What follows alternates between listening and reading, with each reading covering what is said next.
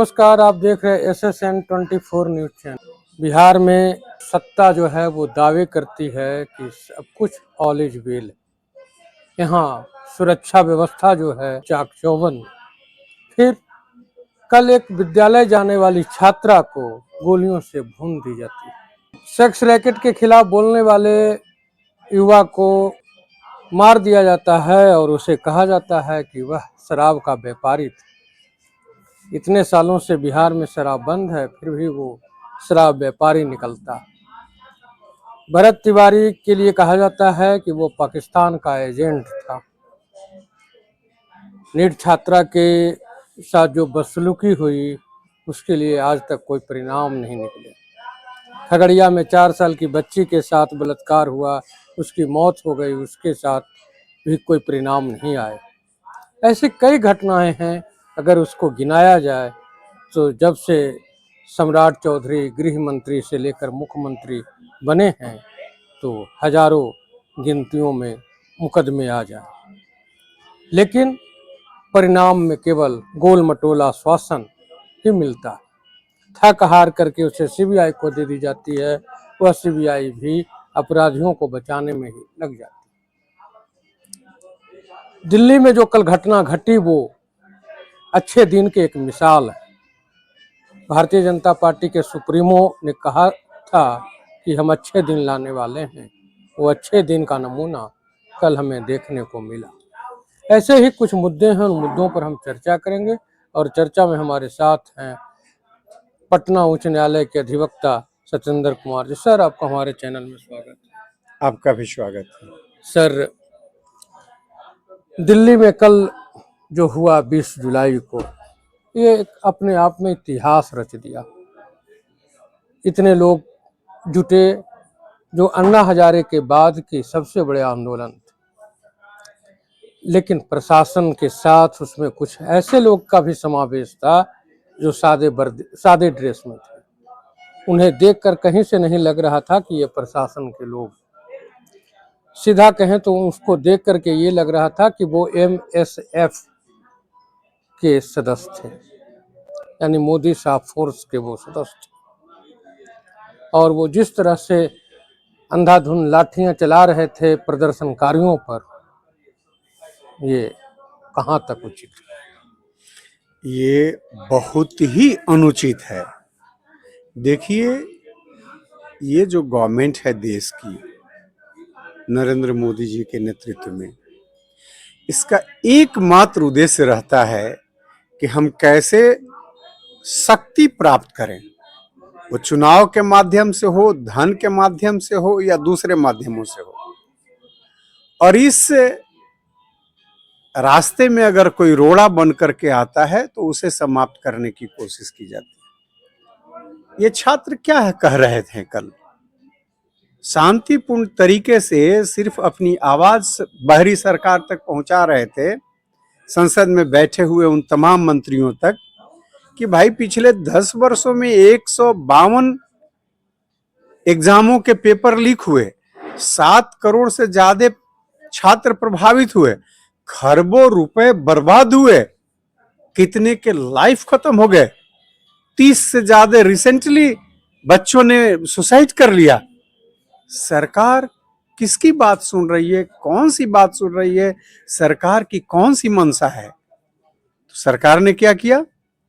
Police force के साथ बगैर वर्दी के कुछ लोगों को रखा, जो लाठी चला रहे थे, जो मारपीट कर रहे थे उन छात्रों के साथ, उन प्रदर्शनकारियों के साथ। ये इस तरह का करामात जो है, ये क्या है? प्रभोग करने का काम है। आप वैसे फोर्स को के माध्यम से मारपीट करवा करके आप प्रभोग कर रहे थे।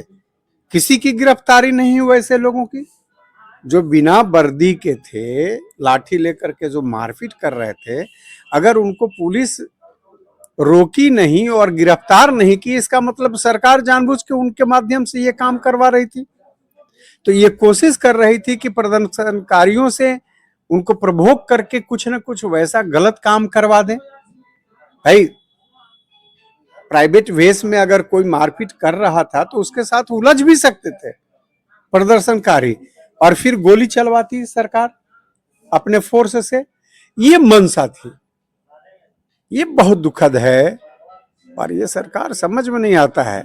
इसमें भी व्यापार ढूंढे हुए है कि क्या चूंकि ये व्यापारियों की सरकार है, किसी के भलाई वगैरह से कुछ लेना देना नहीं, तो इस तरह का केवल काम में ये लगे रहते हैं, वही कर रहे हैं। हमको लगता है कि पेपर लीक में भी सरकार कमाने की इंतजाम में लगी हुई है। संसद मार्च के नाम पर जब लोग चले, प्रदर्शनकारी चले जंतर मंतर से, लगभग 1.5 किलोमीटर की दूरी पर दोनों जगह है, संसद भवन और ये जंतर मंतर। वहाँ से चलने में कितने बैरिकेटिंग किया हुआ था। कुछ तो प्रदर्शनकारियों ने कहा कि कुछ बैरिकेटिंगों में करंट दौड़ाए गए थे, कुछ लोगों को उनके झटके भी लगे। और जब ये लोग सदन तक पहुंच गए तो 2001 जिस तरह से प्रशासन की अफरा तफरी देखी गई, उससे 2001 में जब भारतीय जनता पार्टी अटल बिहारी की सरकार थी, उस समय भी इसी तरह का अफरा तफरी मच गया था जब आतंकवादियों ने उस पर हमला कर दिया था। तो क्या कल के जो लोग प्रदर्शनकारी संसद भवन तक पहुंचने का प्रयास किया वो भी आतंकवादी थे? कुछ भाजपा के लोग कह रहे हैं कि इन्हें पाकिस्तान के द्वारा पोषित किया गया, कुछ लोग कह रहे हैं कि चाइना के द्वारा पोषित किया गया। जब जब सरकार से अपने हक को मांगने के लिए युवा सड़क पर उतरते हैं, किसान सड़क पर उतरते हैं, तो उन्हें बांग्लादेशी, पाकिस्तानी, चाइनीज आदि उपाधियों से संबोधित किया जाता है। क्या कहेंगे आप? देखिए, आदरणीय नरेंद्र मोदी जी के नेतृत्व में काम कर रही सरकार और इनके जो मंत्रीगण हैं, वो कभी अपने विभाग की बात नहीं करते हैं और न कभी अपने विभाग का उन मंत्रियों द्वारा कोई स्टेटमेंट दिलवाया जाता है। कहीं न कहीं किसी न किसी दूसरे द्वारा दिलवाया जाता है और ये मंत्री हमेशा उठपटांग बात करते हैं। समस्या के निदान की बात कोई नहीं करेंगे, वो कौन सा काम कर रहे हैं सो बात नहीं करेंगे, अनर्गल प्रलाप करेंगे, हिंदू मुसलमान करेंगे, कुछ और करेंगे, अर्बन नक्सलिज्म करेंगे, मतलब जो बातें नहीं करनी चाहिए, उठपटांग बातें वही करेंगे और प्रभोग करने की काम करते हैं ताकि असली मुद्दे लोग करें नहीं। ये हालात है। ये हमेशा मतलब बिना सिर पैर के, लगता ही नहीं है कि इस मंत्रिमंडल में कुछ मंत्री भी है जिनकी जवाबदेही भी है, जो शपथ लेते हैं उस शपथ का कहीं कोई असर नहीं पड़ता है। भाजपा में एक ऐसे सांसद हैं जो रिमोट से लहंगा उठाते रहे हैं। उनका आज बयान था कि कल जो प्रदर्शनकारी थे, उन प्रदर्शनकारियों में विरोधी लोग थे जो देश को तोड़ना चाहते हैं। नीट लीक जो मामला था, पेपर लीक मामला, उससे जुड़े इन लोगों को कोई लेना देना नहीं था। तो भाई पकड़ते ना, एमपी महोदय को पता था कि देशद्रोही या फलना चिलना थे तो उनको पकड़ते। लेकिन ये बतावे कि 152 को पेपर लीक हो गया, ये कहीं ना रुकेगा। ये इनको पता चल जा रहा है कि देशद्रोही थे, अब पेपर लीक वाला एको नहीं पकड़ा रहा है। ये मनोज तिवारी जैसे आदमी, ये गाना, और रवि किशन जैसे आदमी, ये लोग गाना गाते ही नाचते और डायरेक्टर जो कलाकारी इनसे करवाता है उसी में अच्छे लगते हैं। अपने मन से कोई चीज ही करने, लोग अभ्यस्त हो गए हैं किसी न किसी डायरेक्टर के थ्रू, और में रिहर्सल करके 8 बार रिहर्सल 10 बार करेंगे तब कोई सीन ओके होगा। ये लीडर का काम नहीं है, अभिनेता का ये काम है। नेता का काम है लाइव सामना सामनी जो बात है, तब मंजा हुआ जो लोग होता है। ये लोग के बोलने से क्या होगा? कांग्रेस के नेता, यूं कहें प्रतिपक्ष नेता राहुल गांधी, प्रियंका वाड्रा आज पीएम आवास के पास धरना पर थे। उन्हें पुलिस ने अरेस्ट कर वहां से हटा दिया। इस तरह से सरकार क्या प्रदर्शन को दबाना चाहती है?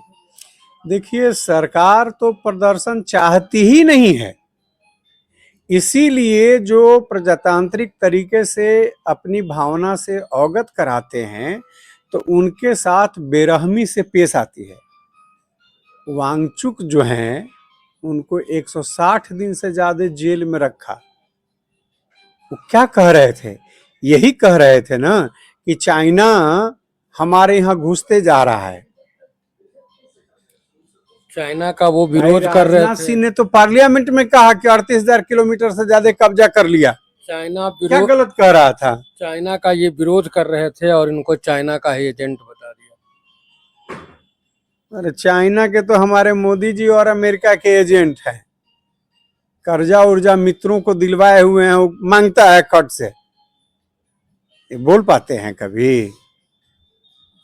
ये सब बकवास है। 56 इंच वाले प्रधानमंत्री हैं। इतना 56 इंच हो करके 56 इंच आज तक किसी मर्द का नहीं था इनका। 56 इंच ठीक है, 56 इंच का 256 इंच इनका रहे, उससे क्या होगा? इस देश को मिल क्या रहा है इनके नेतृत्व से?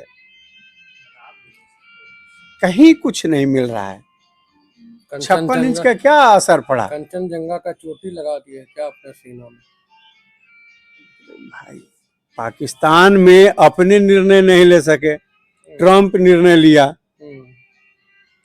पार्लियामेंट में बोले नहीं, अभी जाकर के बताए हैं कि 6 गो शहीद लोग हुआ था सिंदूरगढ़ी। ये इतने गए गुजरे लोग हैं। अब ये सरकार देश के आम नागरिकों के बर्दाश्त के बाहर हैं। जब ही अवसर मिलेगा इस देश के लोग इनको दूध में गिरे हुए मक्खी की तरफ बाहर करेगा। अभी सत्ता में ये हैं, जितने दिन पदाधिकारियों के माध्यम से जो बेशर्मी करना है कर ले। जिस दिन अवसर मिला इस देश में आम पब्लिक को कान धर के बाहर निकाल देगी। बेशर्मी उन एमपी लोगों का है, उनका भी हिसाब किताब पब्लिक करेगी। सचमुच में अगर वो लोग इस देश में मानते तो ऐसे लोगों की सरकार से बाहर कर देना चाहिए था। बीजेपी के एमपी लोगों को अपना नेतृत्व बदल देना चाहिए था। आप ये बात बोलते हैं सर कि इन्हें दूध में गिरे मक्खी की तरह निकाल देंगे, लेकिन पटना में तो माहौल ही कुछ अलग है। जब से बांकीपुर विधानसभा के नामांकन शुरू ही हुआ, उस समय से लेकर के कल तक यानी कि 20 तारीख तक लोगों का जुड़ना काफ़ी संख्या में बीजेपी के साथ हुआ। कल 22 तारीख को भी कुछ लोग भाजपा का सदस्यता ग्रहण करने वाले हैं। तो ये कौन लोग हैं जो भाजपा के सदस्यता ग्रहण करने वाले हैं? देखिए, बांकीपुर के वोटर नहीं हैं, वही लोग सदस्यता ग्रहण कर रहे हैं।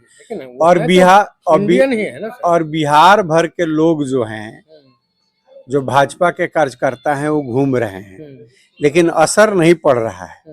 असर पड़ता तो केंद्रीय मंत्री और बिहार सरकार के सारे मंत्री घरे घरे घूमते नहीं पड़ते। आज यहाँ पर सिर्फ एक ही है, पब्लिक यही कह रही है कि चारा चोर नहीं अगर तो चढ़ावा चोर क्यों? वो चोर नहीं है जो भगवान के घर में चोरी कर रहा है। भाई गाय का चारा चोरी कर लिया तो नफरत के योग्य है। अब भगवान का धन सब खजाना चोरी कर लिया, वो प्यार के योग्य है। तो राजस्थान में तो मरे हुए गाय के नाम पर भाजपा के लोग चारा खा गए, तो खाते ही हैं। यहाँ राम जी की गौशाला के नाम पर भी 84 करोड़ में जमीन खरीद करके चंपत राय चारा उगा रहे थे। अब भगवान राम का एगो गाय नहीं है अयोध्या में। ये सब पब्लिक जान रही है, अनजान नहीं है। पब्लिक सब जानते हुए सब पब्लिक जान रही है। वोट अबरी यहाँ तो एक ही चीज चल रहा है, लेकिन ये हराओ, भाजपा हराओ। भाजपा के तो बड़े नेता कह रहे हैं कि क्लीन स्वीप कर कुछ नहीं, भाजपा हराओ कह रहा है कि ये भगवान का खजाना चोरी कर लिया। भ्रष्टाचार का विरोध करने वाले भरत तिवारी की हत्या कर दिया। वेश्यावृत्ति का विरोध करने वाले का बंटी यादव का हत्या करवा दिया। लेकिन जदयू के एक नेता नवल शर्मा, बिहार में 10-11 लोगों का इनकाउंटर हुआ। दूर दूर से नहीं समझ में है। आप कह रहे हैं कि उनका भाजपा हार जाएगी, लेकिन जदयू के प्रवक्ता नवल शर्मा से जब हम बात कर रहे थे बांकीपुर विधानसभा को लेकर, तो उन्होंने कहा कि प्रशांत किशोर का राजनीतिक कोख जो है वो बांझ है, और जब वो 238 सीटों पर चुनाव लड़े तब तो एक भी बच्चा पैदा नहीं कर पाए, यानी एक भी विधायक नहीं बना पाए। तो आज एक विधानसभा में जब वो चुनाव लड़ रहे हैं तो क्या वो मां बन जाएंगे? देखिए, ये तो अलग बात है, कब जीता नहीं जीता। कभी बीजेपी 2 पार्लियामेंट में रही थी, जिस जदयू की बात कर रहे हैं वो समता पार्टी जब बना था तो 7 सीट सिर्फ आया था, हैं? आज 85 सीट है ना। तो जदयू 2010 सीट उसी का है ना। 2010 में 110 सीट था, फिर 45 हो गया, हाँ 43 हो गया, माने कभी 7 सीट भी आया था। तो ये समय है, समय का फेरा है, राजनीति में ये कुछ कहना मुश्किल।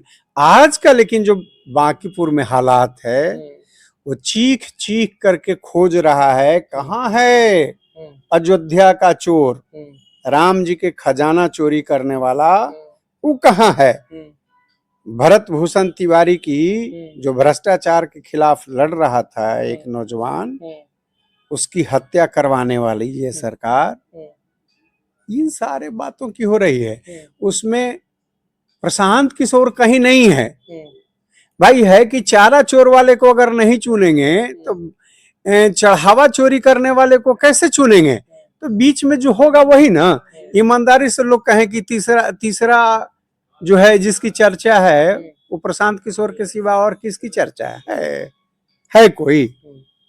लेकिन भाजपा तो करे कि मेरा टक्कर जो है आरजेडी से है, और आरजेडी के जो सिपे सलार हैं वही फरार हैं, तो फिर यहाँ तो नवल जी क्या कह रहे हैं कि चोरी करने वाले को चुनिए, चोरी करने वाले को चुनिए। शर्मा ही नहीं कर रहे हैं सर, सवर्ण के जितने भाजपाई या जदयू के नेता हैं वो सब यही कह रहे हैं। हमको बताइए एक आदमी बताइए जो कह रहा है कि चोर को चुनिए।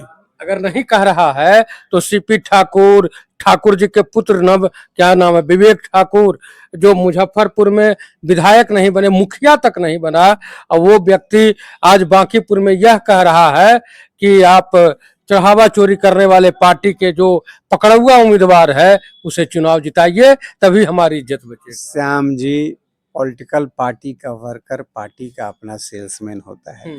सेल्समैन का काम होता है अपने प्रोडक्ट की बढ़ाई करना। सर विवेक ठाकुर उस दिन कहाँ थे जिस दिन नीट छात्रा जो उनके ही समाज की लड़की थी उसके साथ जो बेहयापन हुआ, उसको मार दिया गया।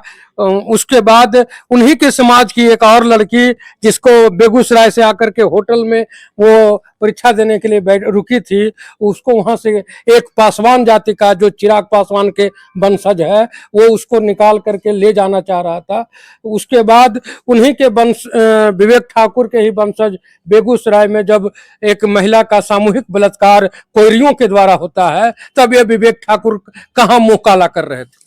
आप स्वतंत्र हैं कुछ भी कहने के लिए, आप पत्रकार हैं, सारी बातों को उठा सकते हैं, लेकिन जो पार्टी का वर्कर होता है, जो पार्टी के जिम्मेवारी वाले पद पर है, वो जिम्मेवारियों से बंधा हुआ है, वो सारी बातें नहीं उठा सकता है।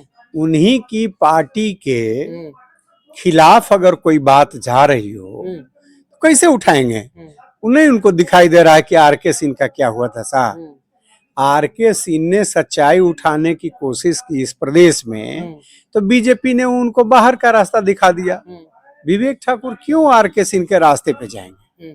नहीं जाएंगे। तो फिर उनके समाज के लोग उनके साथ क्यों जाएंगे? कहाँ बात है उनके कहने से समाज उनके साथ चला जाएगा। समाज गुण दोष के आधार पे अभी आज के हालात में वर्तमान स्थिति में क्या परिस्थिति है उसके अनुसार जाएगी, उसके अनुसार जाएगी समाज, उनके अनुसार। ये इंटेलेक्चुअल समाज है, सारे चीज समझती है। वो पार्टी के वर्कर हैं, अपनी पार्टी का बात कर रहे हैं, लेकिन यहाँ लोग समझ रहा है कि अभी चढ़ावा चोर को दूर रखना है, अभी चढ़ावा चोर को दूर रखना है। नीट वाले को जो न्याय नहीं दिलाया उसको सजा देना है। भरत भूषण तिवारी जो भ्रष्टाचार के खिलाफ कर रहा था, उसकी हत्या जिस सरकार ने करवाई उसको पनिश करना है। तो इन सब सारे चीजों का असर है और उसी के अनुसार 3 अगस्त को रिजल्ट होगा। अभी आप अधिवक्ता सतेंद्र जी को सुन रहे थे। इनका कहना है कि बांकीपुर विधानसभा में दो पार्टी जो चुनाव लड़ रही है, एक चारा चोर की पार्टी है तो दूसरा चढ़ावा चोर का पार्टी है। इन दोनों चोरों से बच करके तीसरे के साथ हम लोगों को जाना है। अब तीसरे के साथ आप किसके साथ जाएंगे, यह तो बांकीपुर के लोगों का विवेक पर काम करेगा। सर, आप जो समय दिए उसके लिए धन्यवाद। आपको भी बहुत बहुत धन्यवाद मेरी आवाज़ अपने दर्शकों तक पहुंचाने के लिए।